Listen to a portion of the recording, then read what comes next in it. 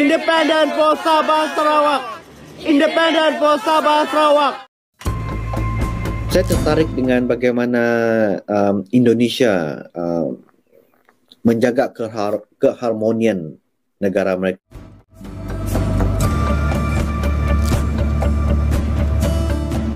Sekali lagi, kami ingin sampaikan bahwa kanal ini ada dan berkembang gara-gara konflik bahasa Indonesia dengan bahasa Melayu Malaysia. Kami amat berkepentingan untuk mempertahankan nama bahasa Indonesia tanpa embel-embel Melayu. Tapi setelah kami mempelajari lebih jauh, ternyata banyak hal yang berkaitan, termasuk dengan masalah budaya dan politik. Kami juga menjadi paham, ternyata kaum Melayu Malaysia memiliki konsep Melayu dan Mahawangsa Melayu yang amat bertentangan dengan konsep bangsa dan negara Indonesia. Kaum Melayu memiliki konsep ilusi alam Melayu. Kaum Melayu Malaysia ternyata suka dongeng, bahkan mereka gemar merunut-runut silsilah dan menghubung-hubungkan dengan keturunan Nabi. Tapi kami tidak mau masuk dalam urusan dongeng seperti itu. Kami lebih suka membahas realitas yang ada sekarang. Kalaupun membahas sejarah, yakni sejarah yang ada buktinya secara ilmiah. Yang pasti, konsep alam Melayu dan ilusi kaum Melayu Malaysia amat mengusik kami. Profesor Malaysia seolah-olah ingin ikut campur urusan negara kami. Kaum Melayu Malaysia merasa sok paling Melayu dan bermimpi mau memelayukan Nusantara. Tapi, okelah sekarang era terbuka, era media sosial. Kami juga bisa mempertahankan konsep bangsa dan negara Indonesia dengan cara kami.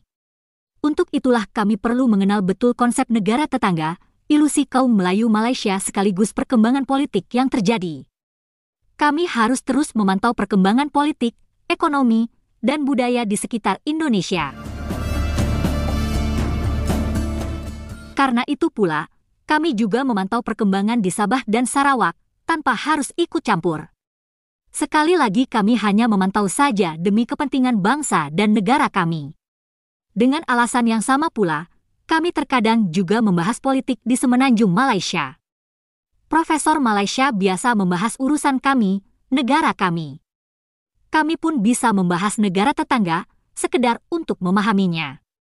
Selanjutnya, mari kita simak video reaksi berikut ini.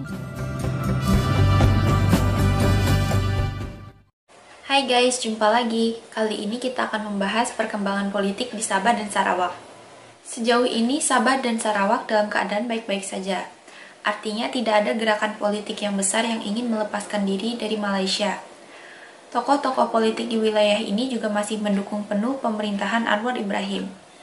Hanya saja, kami mau menengok gerakan kecil yang dilakukan Lembaga Swadaya Masyarakat atau LSM. Gerakan kecil ini tetap menginginkan Sabah dan Sarawak merdeka. Sekali lagi, ini hanya gerakan kecil. Yuk kita simak ya aksi mereka beberapa waktu lalu. Halo, salam sejahtera. Saya Moses. Saya salah seorang anggota komiti untuk NGO Sabah Sarawak Right Australia New Zealand. Keberadaan kami di Australia ini bukan satu drama atau omongan kosong. Perjuangan kami adalah membawa suara Sabah dan Sarawak untuk mencapai kemerdekaan. Ia bukan suatu igawan ataupun mimpi siang malam, tetapi ia dipenuhi dengan kesungguhan melalui usaha untuk memberikan kesedaran di Sabah Sarawak, iaitu tanah air kami, sehingga ke peringkat antarabangsa, dan kini kami berada di Australia. Kami juga mempunyai rakan seperjuangan yang berada di seluruh dunia, khususnya di United Kingdom. Jadi bagi mereka yang melihat ataupun memikirkan bahawa kemerdekaan untuk Sabah Sarawak itu tidak akan tercapai, saya ingin katakan kepada mereka bahawa Malaysia dahulu adalah sebuah cerita saja, tetapi apabila disertai dengan usaha, ia telah menjadi realiti. Walaupun ia menjadi realiti, tetapi pembentukan Malaysia itu adalah tidak sah, dan melihat dari segi perundangan, ia adalah terbatal kerana tidak mengikuti polisi ataupun prosedur yang telah ditetapkan. Berbalik kepada perjuangan SSRNZ, perjuangan Sabah dan Sarawakian untuk memperjuangkan kemerdekaan di luar negara, khususnya di Australia, kami melakukan bahagian kami, iaitu memberikan kesedaran, menyebarkan kesedaran, dan mesej ini ditujukan khasnya di tanah air, iaitu di Sabah dan Sarawak. Kami tidak pernah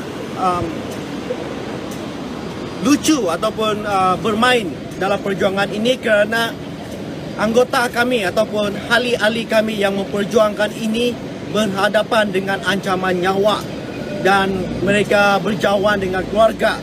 Jadi jikalau anda melihat ini sebagai satu permainan politik, saya katakan itu tidak benar sekali. Sebab kami yang berada di sini, mereka yang bersama-sama tunjang kepada pergerakan ini akan memastikan bahawa kemerdekaan Sabah dan Sarawak itu akan tercapai meskipun mengambil masa beberapa tahun.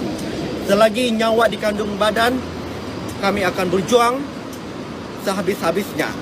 Sabah, Sarawak, merdeka! Independent for Sabah and Sarawak! Independent for Sabah, Sarawak! Independent for Sabah, Sarawak! Uha!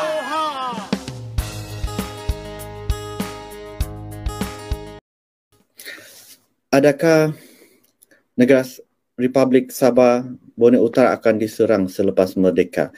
Ini adalah persoalan-persoalan yang bagi saya sebenarnya adalah lucu, kerana perkara ini tidak akan terjadi. Mengapa? Saya ingin mengambil beberapa contoh. Adakah dahulu Melaya merdeka, Melaya diserang? Adakah Singapura merdeka, Singapura diserang? Adakah Brunei merdeka, mereka diserang?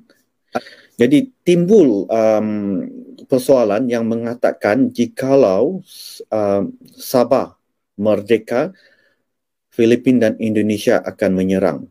Perkara itu sebenarnya tidak akan terjadi. Mengapa? Dunia ini dikelola ataupun diurus oleh satu badan dunia yang dikenali sebagai Persatuan Bangsa-Bangsa Bersatu ataupun PBB, ataupun dalam bahasa Englishnya adalah United Nations.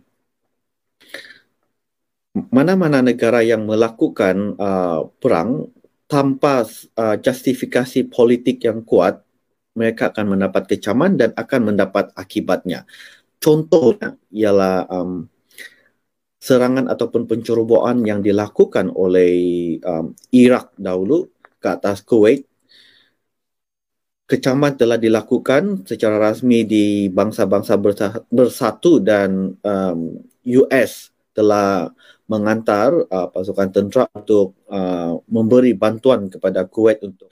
Jadi propaganda ataupun yang isu-isu yang dikatakan Sabah akan diserang itu sebenarnya adalah propaganda yang untuk menghalang niat Sabahan untuk mencapai kemerdekaan, kerana ia adalah satu propaganda yang sebenarnya negatif, yang tidak membawa manfaat kepada sesiapa tetapi membawa manfaat kepada pihak kerajaan Melaya agar kita Sabahan yang berjiwa merdeka, berjiwa berdaulat memilih untuk menguburkan niat itu. Apakah agama rasmi yang akan diwujudkan? Okey, agama ini sangat sensitif bagi Melaya, tetapi untuk di Sabah sebenarnya kita tidak sensitif. Saya tertarik dengan bagaimana Indonesia menjaga keharmonian negara mereka. Mereka menjadikan agama rasmi mereka Islam, Kristian, Hindu, Buddha, ada beberapa agama rasmi, tetapi mereka melarang untuk sebarang ajaran sesat. Demikian juga dengan Singapura, mempunyai empat agama rasmi. Demikian juga perkara yang boleh dilakukan kepada negara Republik kita. Okey, jadi agama bukan isu yang bukan isu besar ataupun bukan isu yang mampu menghalang kita untuk mencapai kemerdekaan. Kerana agama adalah hak peribadi. Okey. Begitulah guys pandangan kelompok kecil yang masih menginginkan Sabah dan Sarawak merdeka. Rupanya mereka masih berupaya menghidupkan cita-cita untuk lepas dari Malaysia. Kelompok seperti ini tampaknya sudah ada sejak dulu. Dan sejauh ini mereka kurang mendapat sokongan dari sebagian besar masyarakat Sabah dan Sarawak. Terima kasih sudah menonton sajian kami, sampai jumpa lagi.